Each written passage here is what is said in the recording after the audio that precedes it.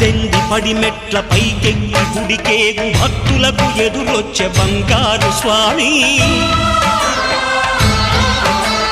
ఇరుముడులు స్పృశించి శుభమనుచు దీవించి జన బృందముల చేరే జగమేలు స్వామి తన భక్తులొనరిల్చు తప్పులకు తడబడి ఒక పక్క ఒరిగెన ఓంకారమూర్తి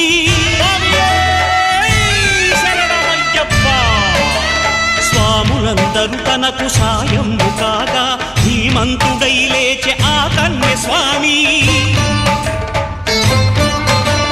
పట్టబంధము వీడి భక్తతతికై పరుగు పరుగున వచ్చే భూమిపైకి నరుడై